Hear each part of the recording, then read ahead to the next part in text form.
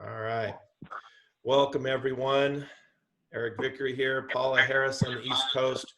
We're going to get started just talking about, this is an emergency mastermind meeting, and we're going to talk about coronavirus, COVID-19, and just how we're all dealing with this and what we can do, not only for our business, for our team, our patients, and our health.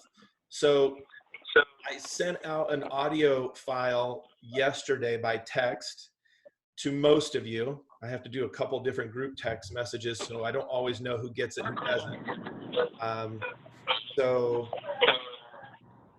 What happens is, I'm just muting a couple people here. So what happens is, just a 3-minute audio file. If you want that, I can give it to you, but I've got those notes. And so please take notes tonight. We're just going to cover just a quick outline. And I think the number one most important thing that I've heard from everyone is how to stay calm in this, right, Paula? Absolutely. I had a talk with the doctor today, and he's very concerned and worried. I said, you really can't let your team see that. You have to say, like locker room talk, we're going to make it, guys. We're going to be fine. We don't know all the answers, but we're going to get through this. We're going to pull together. That's right. That's right. And, I'm turning, concern or fear into being cautious and making sure that we have, just everyone on the same page. So when it comes to your office culture and how you are making sure that your whole team understands you're on the same page, it's about being calm and thinking clearly. I think, it just takes one leader to get a bit frantic, and then the team buys into that. Yeah. However, I want to throw this out. If you are too cavalier, too cautious, it comes across as cavalier. Too nonchalant about it, comes across as cavalier, and then the team will also start to freak out that way as well. Yeah. And so I think there's at my church this weekend, there was a great message that had nothing to do with this. It was totally on something different, but it was one eye on the ocean and one eye on the beach, right? Because you never turn your back to the wave.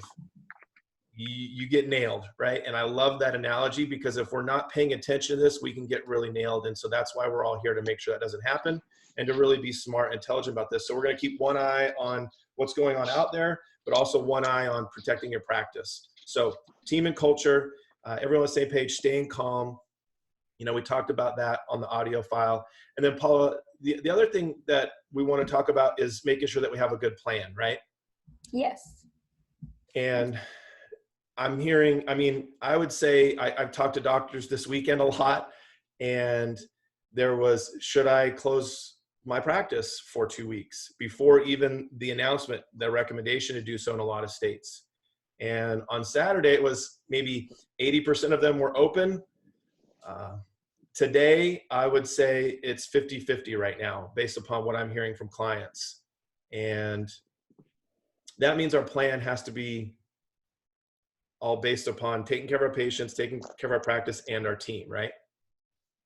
Yes, absolutely. And I don't have quite 50% who are closing. I have several who are staying open. I know some of the states are recommending that we only see emergencies, condensing schedules, things like that. So. And that's the hard part, because it's going state by state. So probably because I have a large West Coast contingency, I don't even have anybody in Washington. And, honestly, that's a bit of a mess up there. But the Bay Area, I was talking with Dr. Yamamoto this weekend, and he said 4 TSA security people at the airport tested positive at the San Jose airport. That is huge for that area. And it's going to cause some things. Whereas where I am in Reading, it's like, there's not much going on. We're a smaller population. Yeah. But yet dentists are still choosing to be smart about this. And again, keeping that eye on the ocean. So if we choose that plan, we want to talk about what that downtime looks like, how we make sure we protect your practice and your team. And then number 4 is, how are we going to deal with paying your employees? So that's where we're going to start tonight, is pick your plan, your path you're going to go for the next 2 weeks. And each one of those directions, I want to hear from people going, hey, I'm staying open, and this is the precautions I'm taking. Paul and I were looking at an email today from a guy who was like was he like an infection control specialist or something? Man, I don't know. I'm not going to say what he was.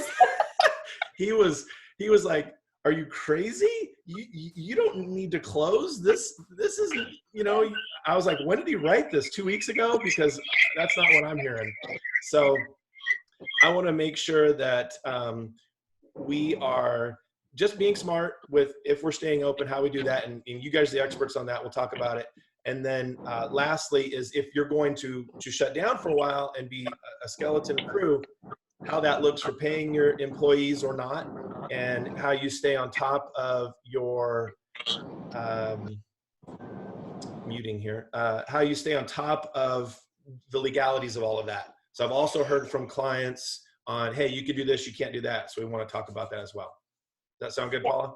It sounds great. Yeah, there's some other things we may talk about, building your immune system. And I have some document from an HR company that wrote about this. And there's also the option of teledentistry. The codes are there. We could maybe possibly do some things with that. So yeah, I think then we may have some question and answer if we have time. For sure. Yeah, let's do that. So obviously not everybody's on video, so I can't do a show of hands. For those that I can see, I'm just curious, raise your hand for those I can see who are planning to remain open. Just hold your hand up if you're remaining open. That's your plan right now. Just want to get a feel for this. Okay. Like full schedule, seeing patients, not cutting back at all. That's what I want to see. No cutting back at all. Okay. So I see 2, 3. I see 3. Dave says 4. Okay.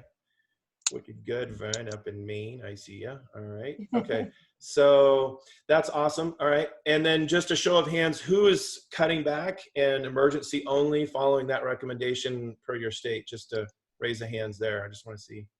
I'm sorry, Eric. We are actually closing because our state is forcing us to close. I gotcha. All right. So you're changing your vote. Okay. And I see a me. All right. I see Porva. Thank you. All right. So Dave, did that happen today? It did happen today. We were open today. We're seeing about half our schedule tomorrow. No hygiene. We're seeing emergency and urgent care. So anybody that we think would be in trouble if we did not see them in the next 2 months, we're seeing them right away. Gotcha. Okay. All right. Yeah, I knew there was the emergency only type thing, but not full speed. Yeah. All right. Yeah. So of those I can see, I can't see everyone. I'm seeing a good split here. So, and I think it's really depending on the state, what your state is saying. Like California is highly recommending that you're down for 2 weeks. Yeah, highly recommending 2 weeks. And I'm just curious if anybody has a thought why it's highly recommended and not mandated by your state. Does anybody have any insight into that? And you can message me in the chat if I've muted you, or you can push unmute if you need to.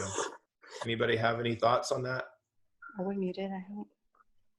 I don't have thoughts on it, but I would say that in all my reading, still the CDC itself has not recommended closures.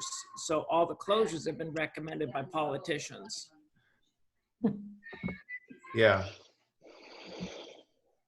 Okay, so let's see.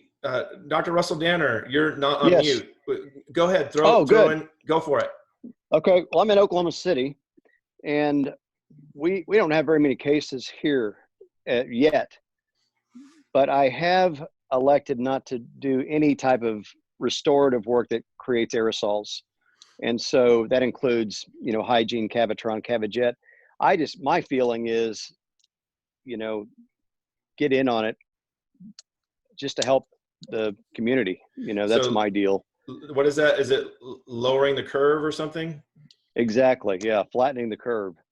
Yes. Flattening the curve. That's my deal. I think it's coming, I think it's coming our way, but I am doing, like today I did some emergency stuff. And then my hygienists are working, but I've just kind of elected not to do any, do any aerosols. I've got, a lot of older patients, and Oklahoma hasn't highly recommended that you shut down or do this. You're doing this on your own accord.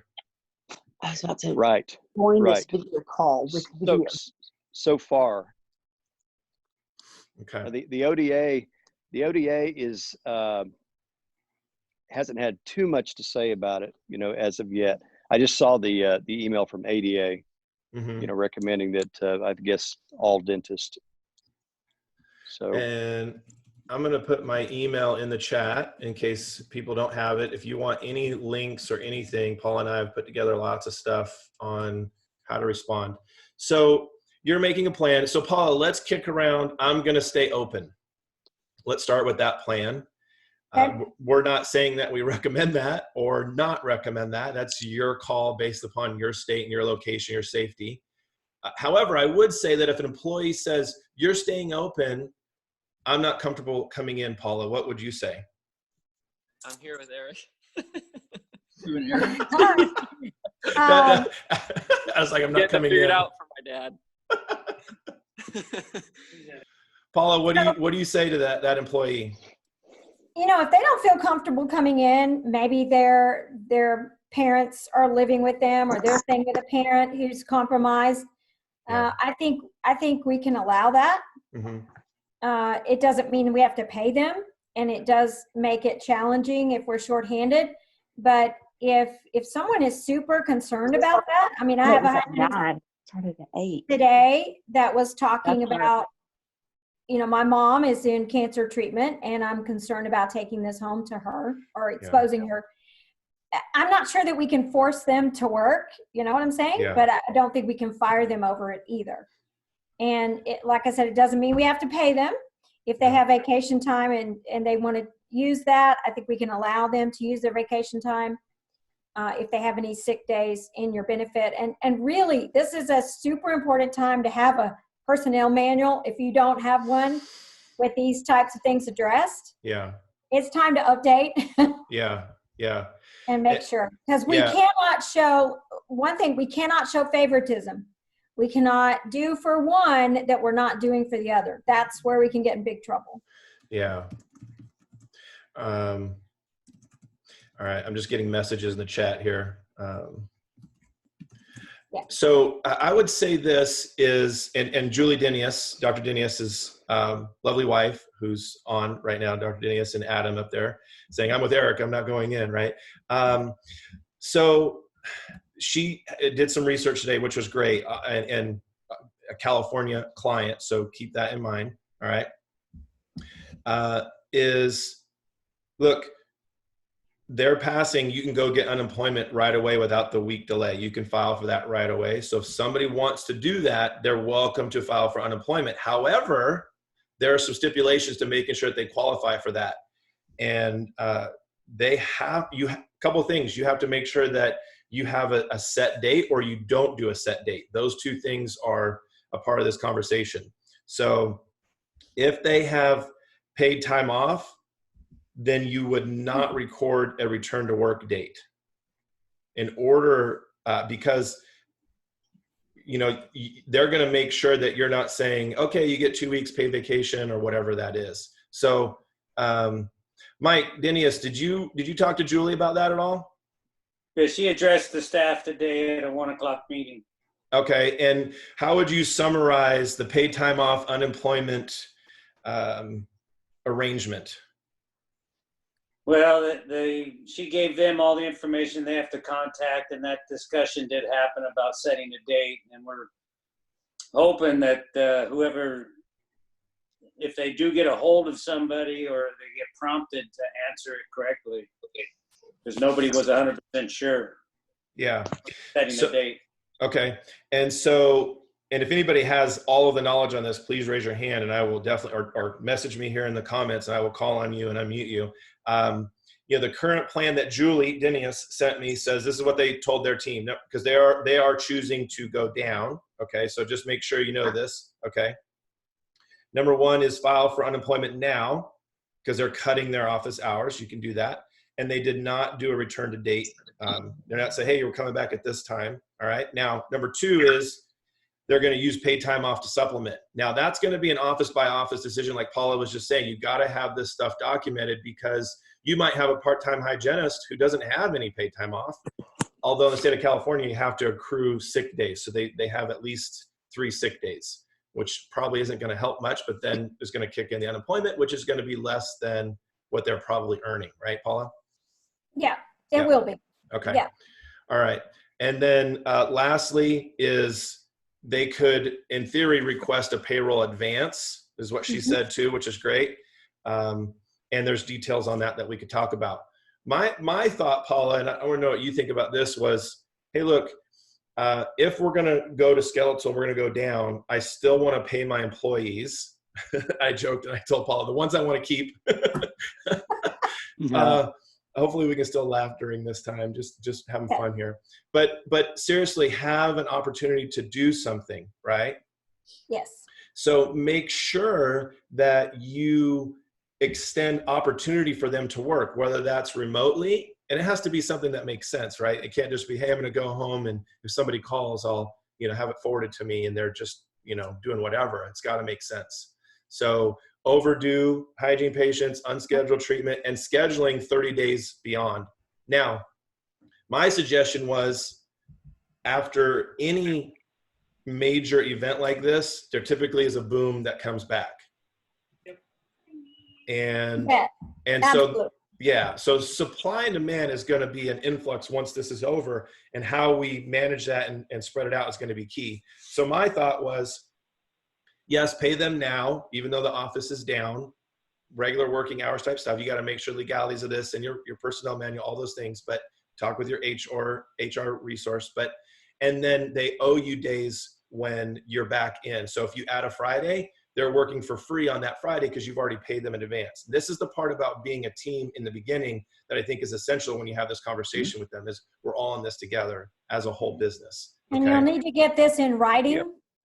And the HR company, Cedar Solutions, CEDR Solutions, they recommended that you could pay them minimum wage, like lower their pay if you want to keep kind of feeding them some cash during this time and they're not claiming unemployment. You're just paying them minimum wage or a lower rate, which at least gives them something. I mean, this is going to be case by case. You're going to have to decide what's right for you. And I do have at least one practice that does payroll advances as a loan, and they're making that available to their team. Okay, good. I don't know and somebody obviously knows, it's way smarter than me, like Dave Peer. He's wicked smart. He could probably tell you what is going to happen. Look at all these dentists listening. He could probably tell you what the government's going to do as far as tax incentives or something. Has anybody heard anything about any sort of stimulus or anything like that that may help to this in the end on the other side of this?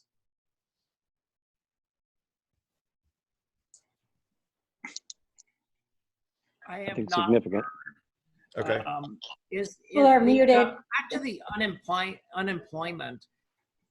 Is that a state by state thing, not a federal thing, isn't it? Yeah. Okay, so each state is different. So in Maine, they're saying that it's coming through, but it hasn't been approved yet. It's been put in. There are stimulus things. They are talking about, the small business associations are talking about interest-free loans for businesses to keep them going. This is things I'm reading, but I don't have any information on that. And that goes back to your plan too. Do you have that 3 to 6 months savings? Do you have a line of credit that you can access to do this on, right? They just before building a second office. What's that, Dave? I said I did before building a second office for all my extra money left to. I don't know what that noise is in the background. One thing that I've considered, just as we're masterminding this, when we're talking about the unemployment, as soon as that goes through, I'm going to lay off my team, other than a few team members I need to keep with me so I can do urgent or emergent care. If that amount does not cover their full salary, it's 60% of their salary.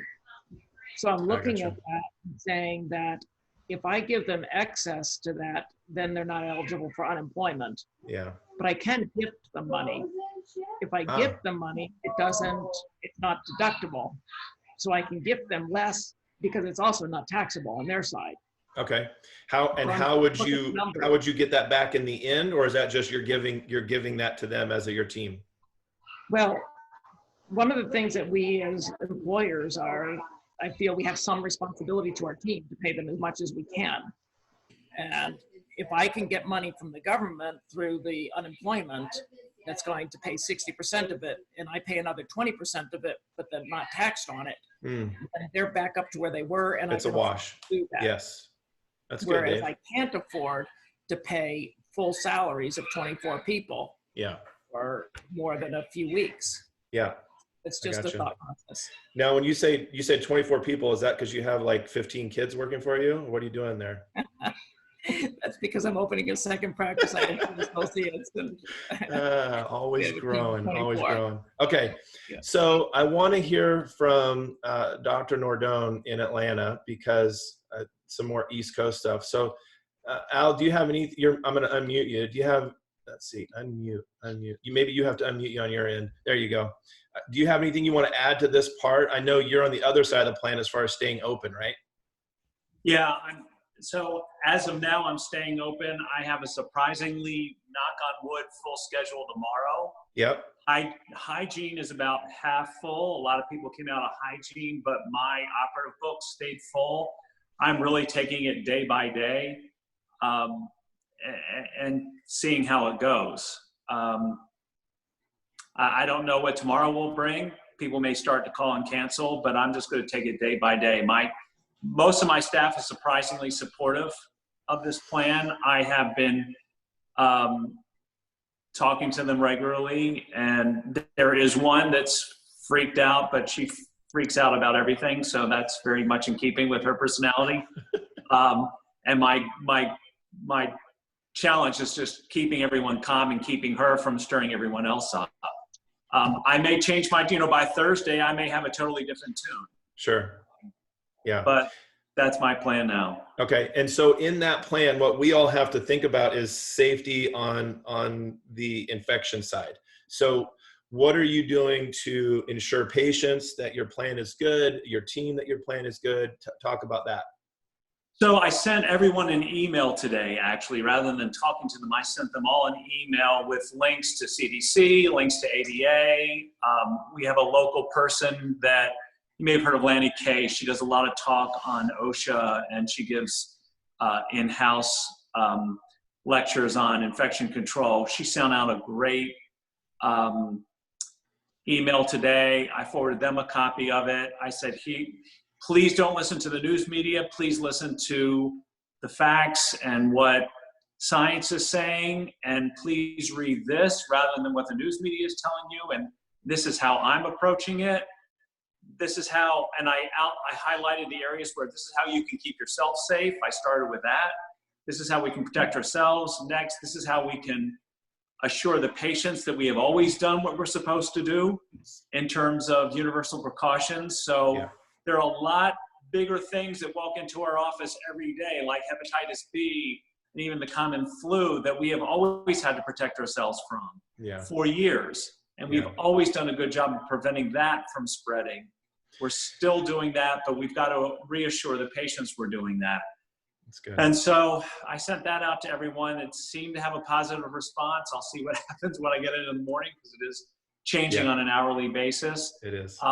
I will probably tell them that I was in this conference tonight, because they seem to be reassured that I love what you said about not acting too cavalier, because there is that danger. So I am walking a fine line between being alarmist and being too lackadaisical. So I'm trying to find that balance between looking like I'm very much on top of it, but not looking like I'm freaking out. And like I said, just hour by hour, day by day. Yeah. And Paula, he sounds like a much nicer version of the email we read from the yes. OSHA guy or whatever, infectious it's control been guy. been pretty surprising what I've heard today of the full schedules. Yeah. You know, the patients don't seem to be freaking out as much as the dental community, and what's been coming down from the ADA and the governors and the state. But, I told a younger doctor today, I said, he's like, oh no. And I said, I know that you don't remember this, but when AIDS came out, who remembers AIDS? We all thought dentistry was done. And they were linking AIDS contagion to dental offices and all this. And I said, look at where we are. I mean, we see AIDS people all the time. I have a client who sees AIDS patients on purpose. He treats them as part of a program. So, I mean, some of this is just way overdone, I think. And I think we need to be cautious. We need to be concerned. But I believe that we are well positioned. There is actually an article that I have. Dave Peer, this came out of the Bangor. I think you posted it, that we are well positioned in dentistry to handle this, and because of the controls that we use. So I've sent that out to a few people, and I think there's a lot here that is positive. And I think this is a good time to really buckle down on our cleanliness, our OSHA measures. And I have a team, maybe some of you, I think I saw a couple of you on here, where they are actually doing inspections on the rooms. It's a good time to do that, random inspections. They actually started a bonus on that recently to make sure the rooms are clean. They have different rooms they're going to inspect, and different people are inspecting right before we're taking the patient in. So I think that's a good practice to make sure we're doing that. So it's good. I think it's a good time for training. Eric, don't you think? Yeah. I mean, everyone's virtually training, seems like all the time, more and more now. Paul and I have been doing that kind of stuff together. We have our own things separately, of course, as well. But if you go down that path of the skeletal crew, you still have opportunity to see your team get stronger and stronger. So I unmuted Dr. Sutton because he talked about some stuff here with the HR 6201. So Dr. Sutton, jump in and just fill us in on what you typed here to the group. I'm not an expert on the legislation or anything, but our accountant did give us kind of some background on the legislation. I guess that's the House of Representatives put out on Friday the 13th, but I don't think it's been passed or anything. But it's saying that bill provides employees of companies with less than 500 employees protective family medical leave pay by their employer for up to 12 weeks. It's saying the first 2 weeks is considered unpaid, but PTO may be used. And the final 10 weeks would be paid at a minimum of 2/3 their typical pay. That's kind of what a little scary. So paid by the employer. Any employee qualifies if they have these three conditions. They have COVID-19, are caring for a family member with COVID-19, are caring for children that have their school / care challenged due to COVID-19. That's a bunch of people. So, yeah, this FMLA pay would be repaid to the business owner in form of payroll tax credits. However, the Senate has not passed this bill yet. Our firm believes that language will be in this bill that excludes employers with less than 50 employees, meaning almost virtually all of our firm's dental practices would be exempt from this legislation provisions. We're close to monitoring. We'll keep you updated. So I guess that's out there, that the 2/3 for 10 weeks is a little scary, but hopefully so. Well, and the only thing. Go ahead, we're not Paula. under that. You're not under that if you have less than 50. Yeah, it looks like, they're hopefully they'll exclude employers with less than 50. Yeah. But so you would not have to pay your employees for 10 weeks at 60% is what that's. Yeah, that will put you under. But I think it brings up the point of, ridiculous. PTO can be used for 2 weeks, or if we do close down, I think, I guess I'm not been in business super long, so this whole paid time off, but we can play up the thing. That's kind of what these things are for. Sorry if you're planning for, Myrtle Beach, but hey. Yeah. So, all right, let's keep going here. It's good information. So, Dr. Slava, Ihab, you raised your hand in the group here. Yeah, I just wanted to respond to, first of all, I didn't get the dentist in Atlanta, his name. Dr. Nordone, Al Nordone. No, yeah, Yep. I love his attitude. I think he's very well balanced. And I haven't gotten back to work. Today, I have Mondays off. I haven't gotten back to work, so I'm going back to work tomorrow, and I'm sure everybody's waiting for me to say something. Mm-hmm. And I've been thinking it through because we had the leadership call with Eric too. And I think what I'm gonna propose, obviously I agree with everybody, team members that do not feel safe being or working, they can stay home. I can't make them, come to work. However, we need to know so we can have, the coverage that we need. I agree with him that I'm not gonna just call patient and cancel. I'm gonna play it day by day. And I'm not sure how old some of you guys are, but I've been through the neurovirus, attack, the N1H1 virus after the stock market crash in 2009. I don't know if anybody remembers that. Do you guys know that was set up as a pandemic at that time, right? Yeah. You guys remember this H1N1? Yes.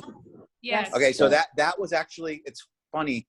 The reason why this is all happening is because the news media is really stuck on us. Right. Yeah. But the difference is right now is the social media impact. Yeah, it's really of this pandemic is out of control. So here's the thing. I was reading about the H1N1 when it happened back then. It was, it started in March of 2009.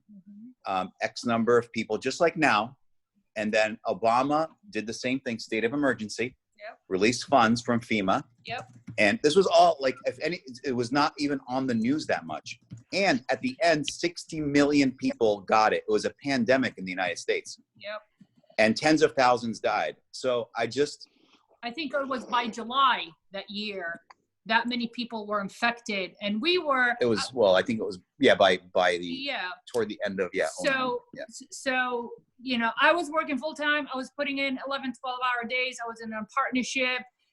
We made that year our production. It was crazy on emergencies.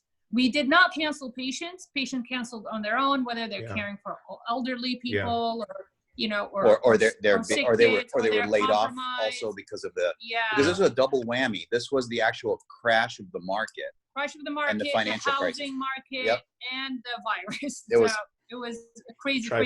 Trifecta. So anyways. Do you guys remember all this or? Oh yeah. Yeah. Oh yeah. Right. Oh yeah. So. Oh yeah. When I say this to people, H1N1, for instance, our associate today looked at me, goes, "Well, that was not that." I mean, I said, "No, it was a pandemic." She goes, "Really?" And then I said to her, she goes, "Well, Trump did a state of emergency thing on Friday." I'm like, "Well, Obama did the same thing. They do that to release funds. That's why they do that." She's like, "Oh."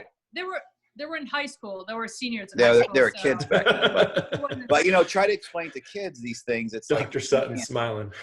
Yeah. Oh, really? They were 18. So I think it's finished high school. Anyway. While you guys are talking. I'm going in tomorrow. Yeah. And giving them the option if they don't feel safe. I agree with him. I'm going to play it day by day. And I agree with the whole inspection pre-patient, but I've done that my whole career because I'm OCD, not a germaphobe, but I'm very OCD about cross-contamination, safety first always, and I'm in preventative. So I always inspect my ops. I mean, if I go down on my knees, wiping and scrubbing and wiping again, I would do that. I mean, everybody knows, they see me doing it. I've been doing it for years.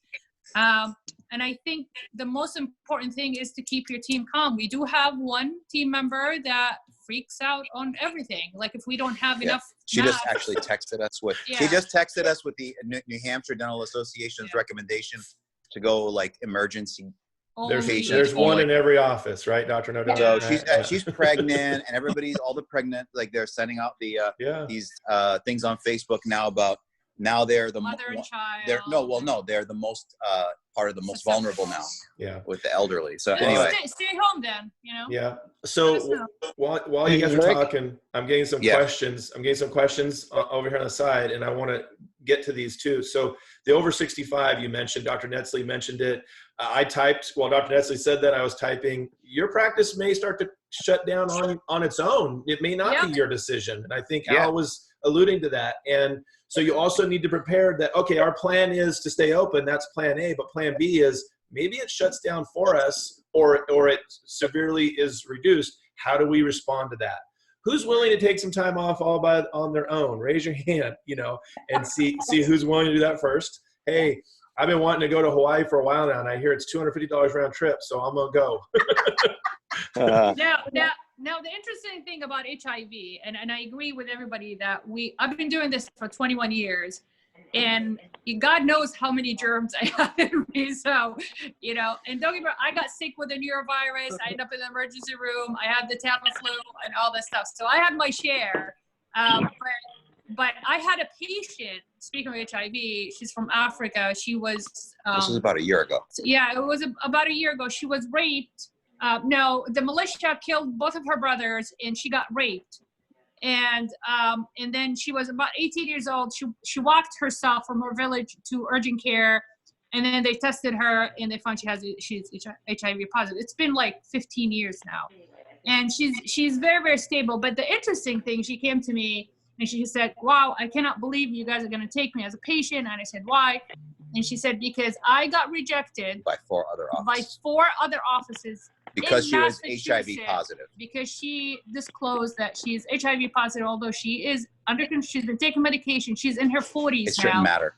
That doesn't matter. Since she was 19 years old, she had a child. She has a very healthy son, healthy grandson, and everything. But they refused to see her. So long story short, she called us, and I answered the phone, and she says, she's giving me all her information. She goes, "I just want to let you know I'm HIV positive." And we're like, "Yeah, no problem. You can come in." Yeah. So, Paula, you had something you want to jump in with? Yeah. Anybody using teledentistry codes? I didn't know there was any codes. Great time to pull this out. So I have a document, and if you want to put us on speaker view, you'll see my screen, and I will share with you what I have from the ADA that is explaining teledentistry codes. It's 9995, 9996. Okay.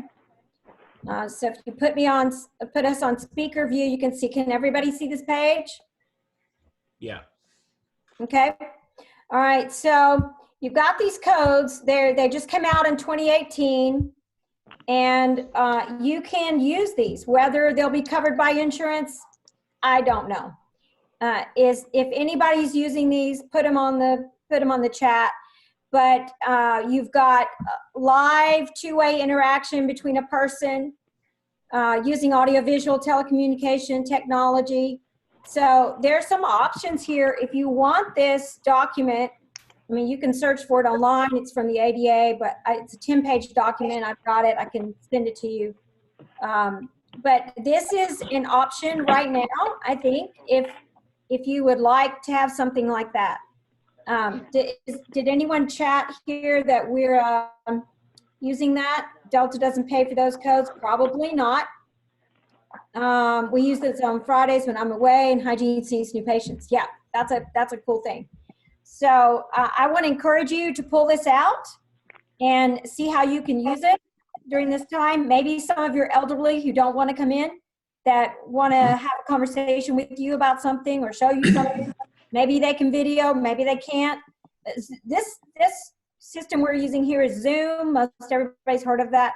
It works really well. It's very easy. So I encourage you to use the teledentistry codes as well. And you can charge a fee for that. Yeah, that's good. So 2 things on this, Paula, on the messages. Dr. Parrish says, Delta doesn't pay for these codes because we use them on Fridays when I'm away. And the hygiene sees new patients or sees patients. It doesn't have to be real time for telephone dentistry. So yeah, you can bill them, but it doesn't necessarily mean they're gonna be covered. That's what you're saying too, right, Paula? Yeah. Yeah. I mean, it may not be covered, but the patient can still pay.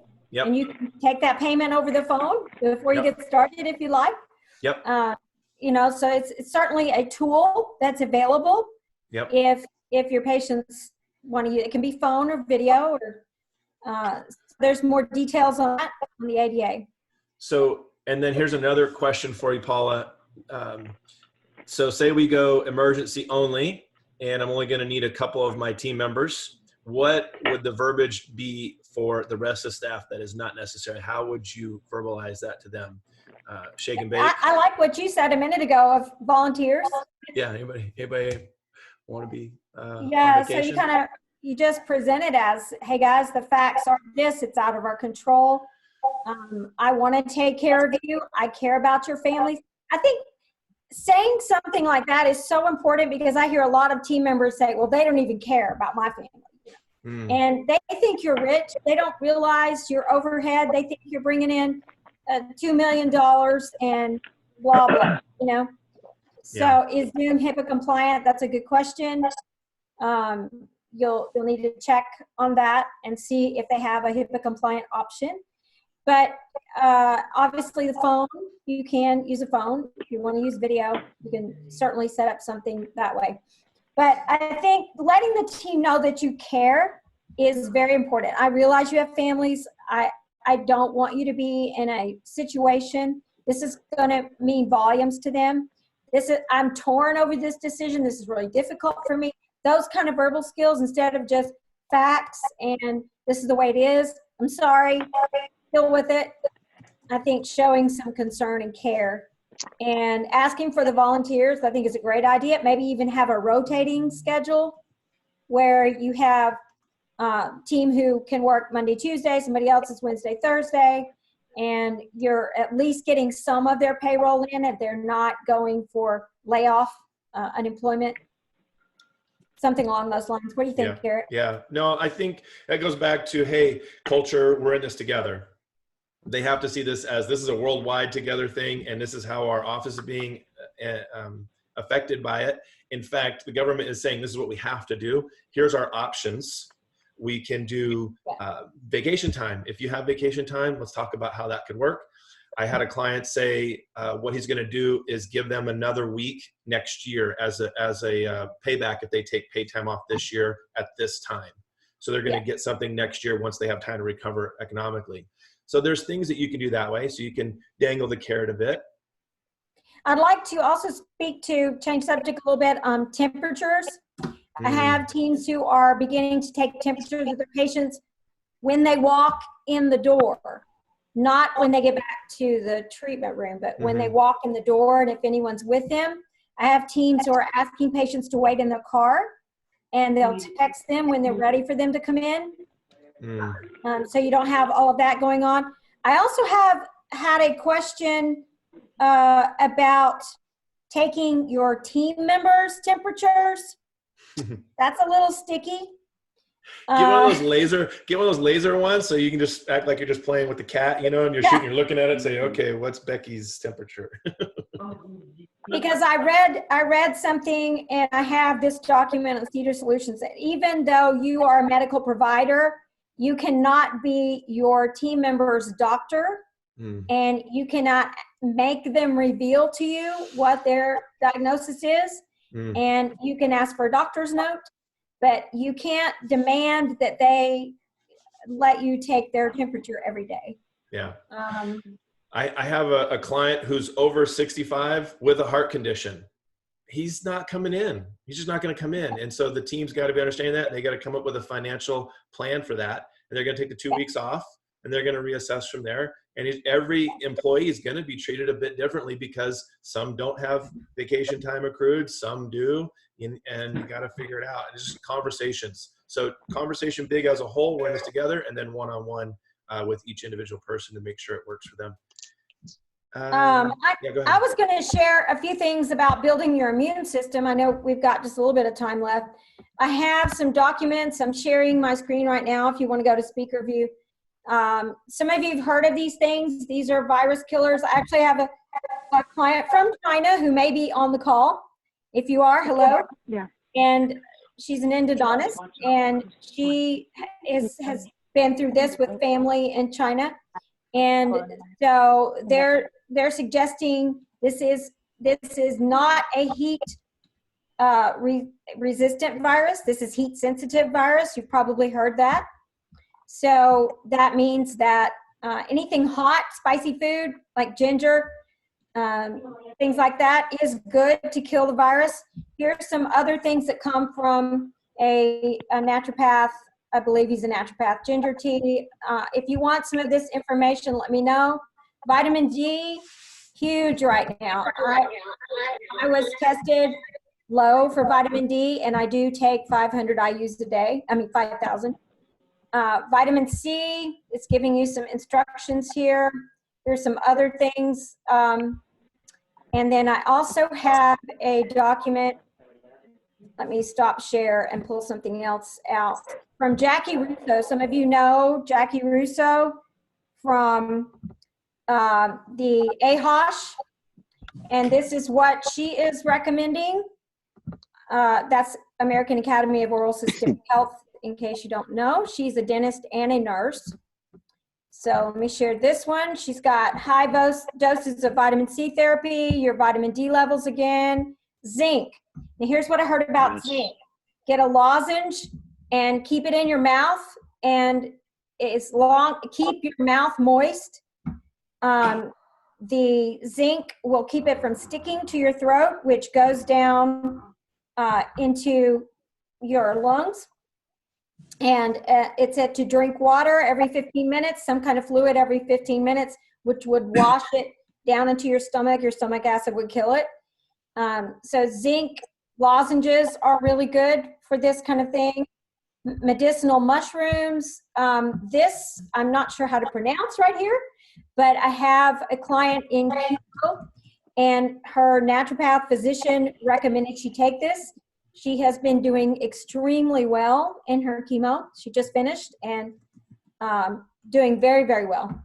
So here is a recommended on mucous membranes of the mouth, the Biocedin throat spray. I'm not sure if that's how you pronounce it, but these are some ideas. If you want these, let me know. I can send them out. I've sent them out to some of you. So just a few things we can do to recommend to our team to stay healthy. Avoid the sugars. Yeah. As you know, the stress lowers your immune system, things like that. So that's good stuff. And Paula will, I'm sure, make that document available to anybody who wants it. She put her email in the chat. Also have just some time for questions here too, Paula. I got a question from Dr. Phillips about, I hope that's okay. I said your name, Dr. Phillips. Give me a thumbs up if that's all right. Otherwise I won't. Hi. All right. He says yes. Okay. So look, does anybody know how this would fall under as far as your, your insurance covering this, your business overhead insurance? Has anybody had an experience? The only thing I've heard is when it's an act of God like this, there's no insurance that's going to kick in to help you with this. Does anybody have any information? Raise your hand or start talking, unmute. I'm scrolling through here to see if everybody's got their hand up. Okay. We're all business owners, but none of us are experts in that field. So I would call your plan administrator and just flat out ask them, say, hey, this is the threat. What's the options? Dr. Dan Parrish, were you jumping in on something there?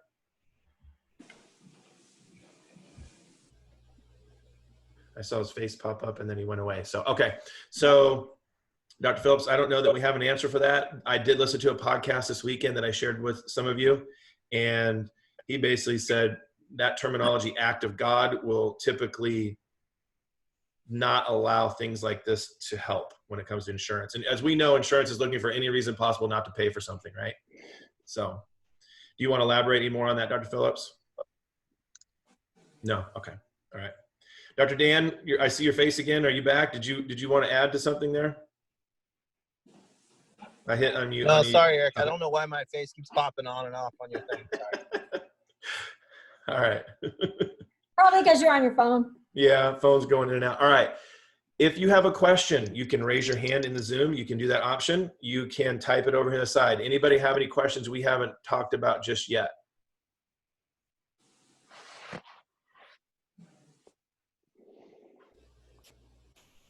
Amanda, do you have a question? No, sir. Okay. All right. Good. Eric, you want to talk about training for a little bit? Let's do it. That's the next topic, Paula. Go for it. Well, I just think this is a great time to go back through some training, especially some verbal skill training. And I mean, what are the topics that we're talking about? We're talking about phone skills. Some of you record your calls. This could be a really good time. I know there's a doctor on here who's very, very good about listening to her team's phone skills. This would be a good time to have your team listen to their own recordings. Like the way I usually teach it is listen to a recording where you stop the cancellation.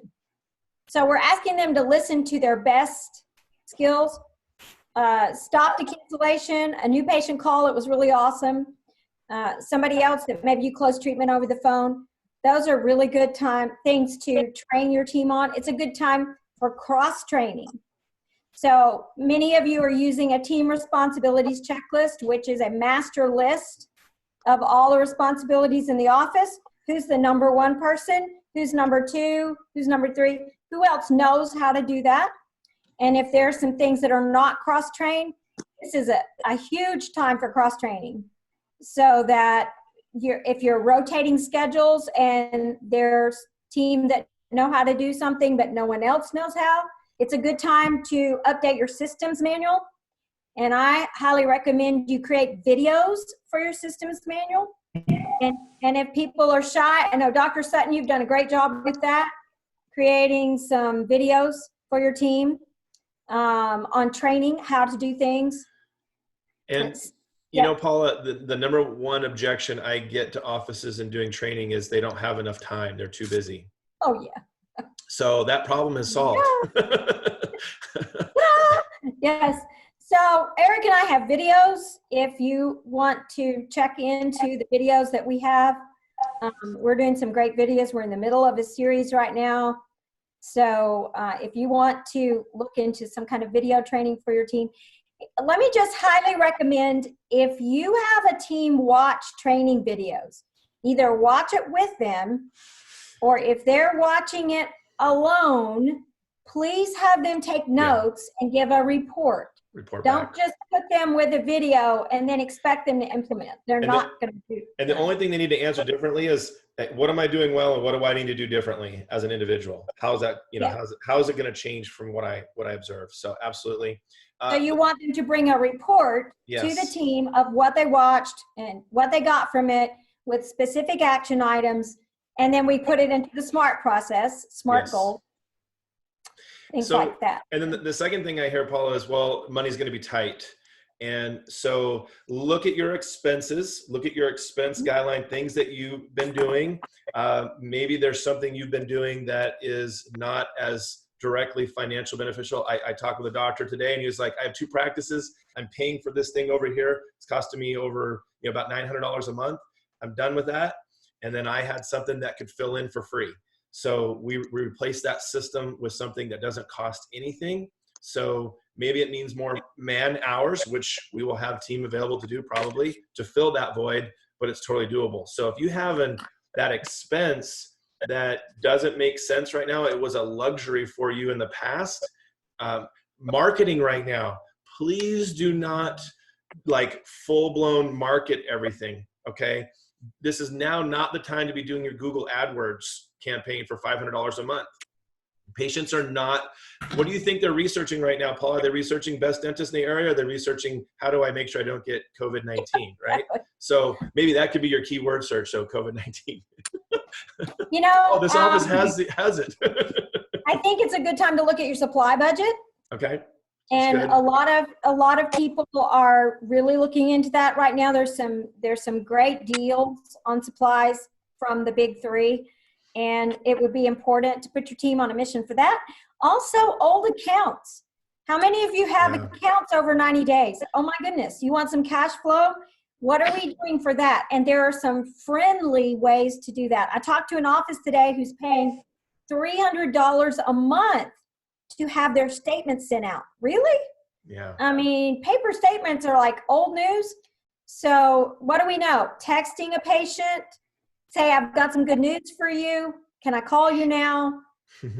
Offer them a deal over the phone. If they'll pay you over the phone, that'll get in some cash flow. Yeah. And overdue then insurance claims. Oh, overdue insurance. email patients, then the phone, then the mail. We do exactly the opposite. For all accounts, we're sending out the letters, and then we're trying to call them. Those two things are at the bottom of the list of effectiveness. It's text and then email. Don't have a discussion in text. Just initiate a call with text. Yeah, So, yeah, for sure. And if you want help on the verbal skills and how to do it, the system, whatever it is, that's good. Listen, I know we're at the end of our time. Yes. And so if you need to get off, that's totally fine. You won't hurt our feelings. I know we were at 43, we're down to 35. So appreciate you guys here. And please stay in touch by email. I'm going to stay on for just a few extra minutes in case somebody has any extra questions, but I am going to stop recording now unless anybody has one last question before we wrap up or suggestion. All right. Was this helpful, guys? Yes. Is this helpful? Yes. We're all in it together, right? Question. Yeah, what's the question? That sounds like Chitra. Yes, Chitra.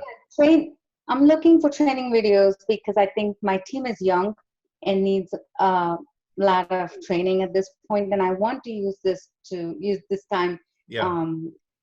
That will help me pay them at the same time.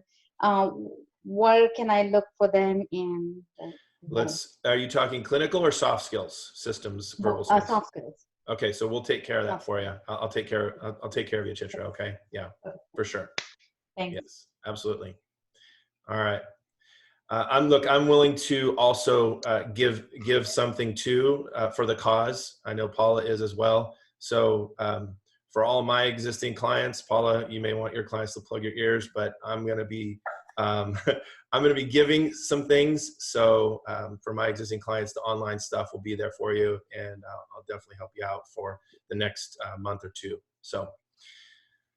Yes, and I have some videos I'll give away. I have a 2-hour series on cancellations. Yeah. Happy to donate that to the cause. Yeah. Yeah. We want to support you guys just so much. And I know that Paula does too. I care about you guys a lot, and you're in my thoughts and prayers. And I'm hopeful that on the other side of this, it all works out beautifully. And the mad rush for the dentist is overwhelming, and we're all ready for it. So thank you guys so much for being here. Please spread the word and let people know some positive things that you can do. And you're welcome to tell them about this. And we're happy to share as much information as possible. Okay. Yes. Thanks, Eric. You're welcome, Dr. Danner. Take care. Thanks, guys. Thanks. Thank you, guys.